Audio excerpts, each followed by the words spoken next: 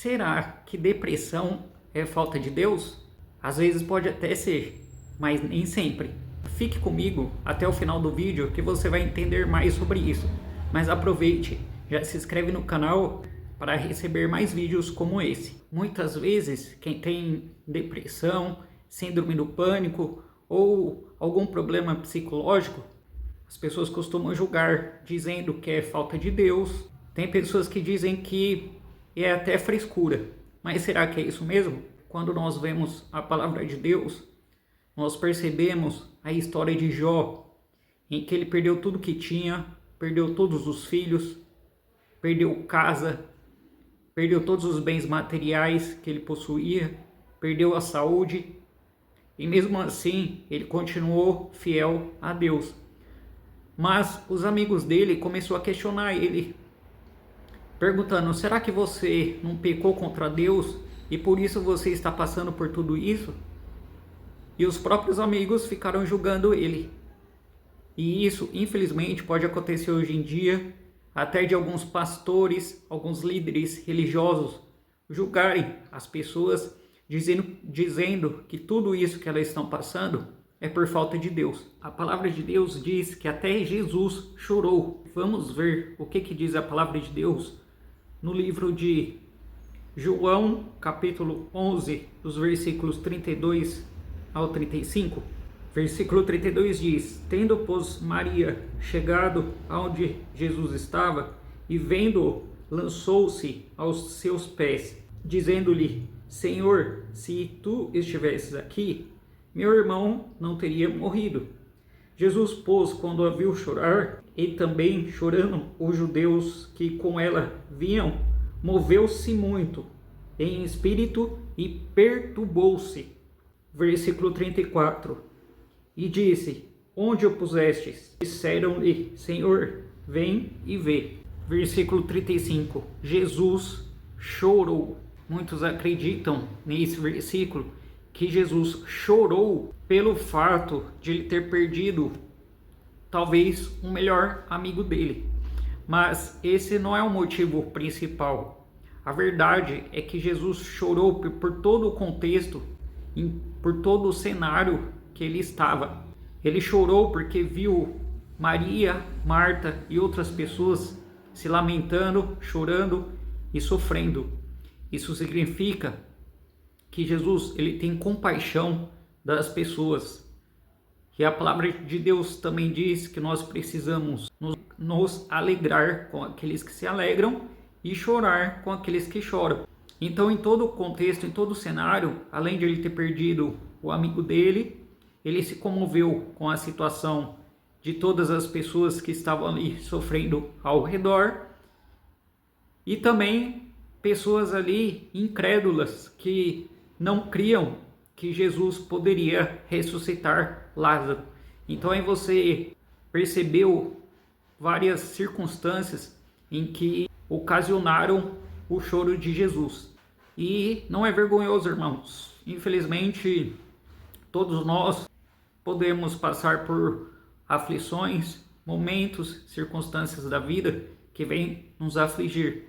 Mas a própria palavra de Deus diz: no mundo tereis aflições, mas tende bom ânimo, eu venci o mundo.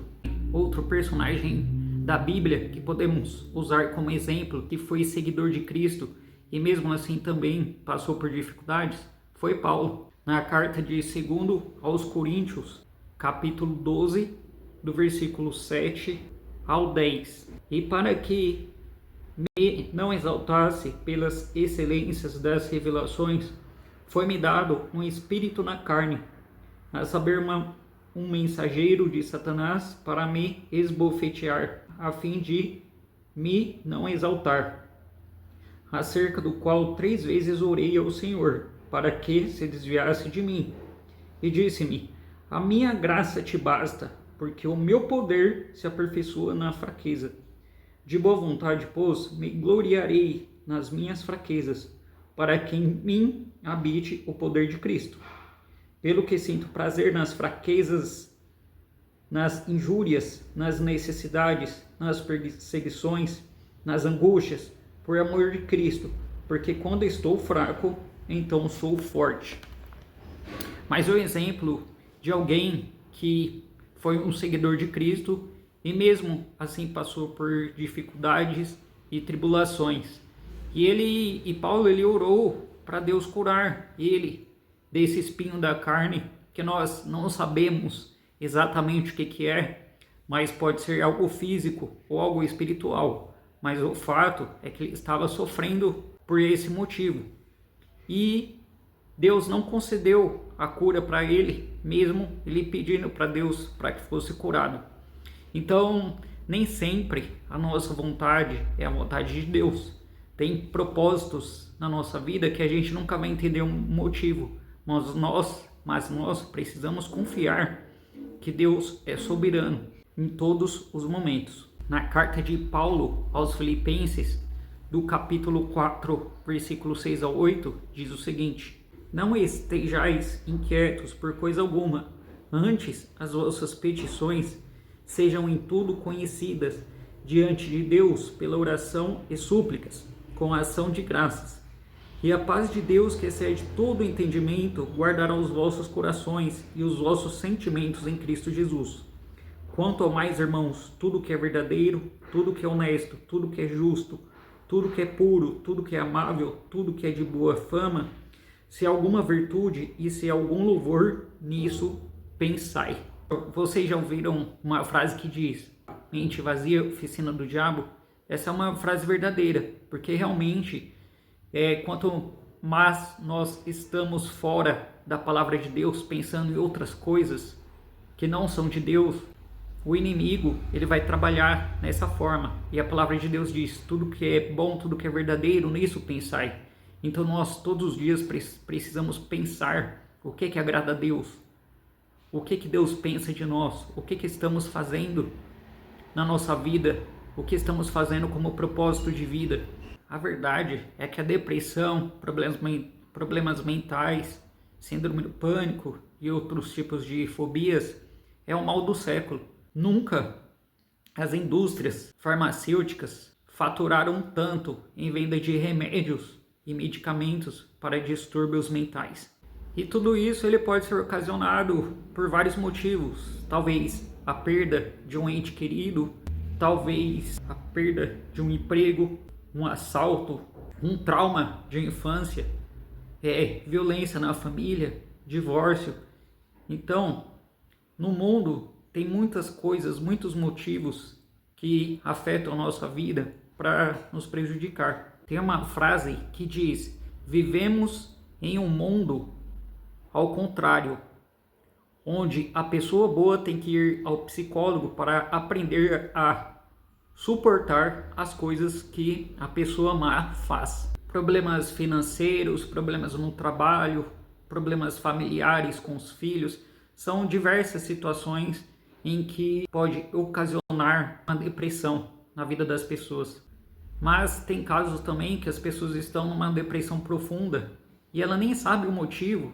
Ela fica com aquela crise existencial que não sabe qual o propósito de vida dela, o que ela está fazendo aqui na Terra.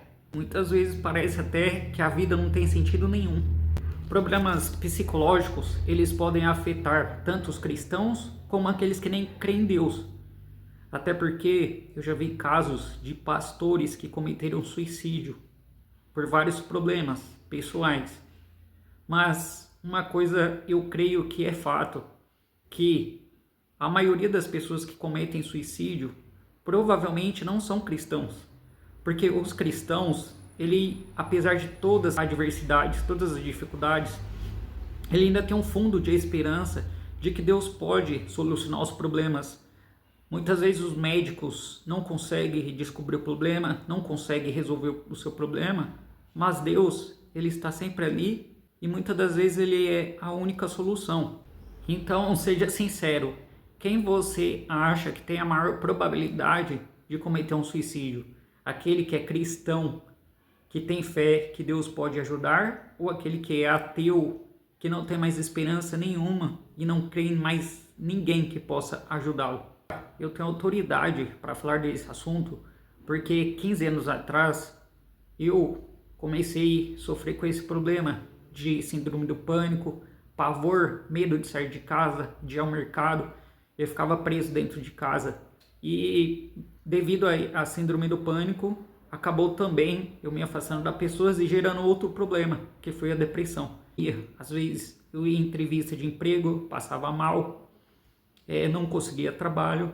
Então isso começou a prejudicar toda a minha vida, relacionamento, problemas psicológicos, problemas financeiros, problemas em relacionamento, problemas profissionais. E até hoje eu faço tratamento com o remédio escitalopram, que é para ansiedade generalizada, e eu cheguei a tomar o Rivotril também, não sei se vocês conhecem. O Rivotril, ele age de uma forma tranquilizante em questão de segundos. Então quando você está muito agitado, está em pânico, parece que até que você está com falta de ar, parece que está infartando e entra em desespero, então esse remédio Rivotril, ele ajuda, ele é um paliativo e ele ajuda a amenizar aquele momento, mas não é um remédio que vai trazer essa cura, ele é apenas um paliativo provisório. Então o mais importante é nós realmente buscarmos primeiro a Deus para que Ele possa nos ajudar e que possamos também pedir a Deus que Ele possa direcionar especialista nessa área mental para que também possa nos ajudar. Então precisamos primeiramente da ajuda de Deus e depois também da ajuda de profissionais. E não precisamos ter vergonha de buscar ajuda profissional. E apesar de tudo isso que eu passei, nunca foi falta de Deus, porque eu sempre busquei a Deus. Mas eu sei que apesar de todos os problemas, Ele sempre está comigo em todos os lugares. A verdade é que as pessoas que julgam, ela nunca sentiu na pele o problema do outro, ela nunca teve empatia, nunca teve amor ao próximo para sentir o que os outros sentem. Essas pessoas não têm compaixão pelo próximo. Então só porque ela não passou por esse problema, ela acha que todos que passam é por falta de Deus.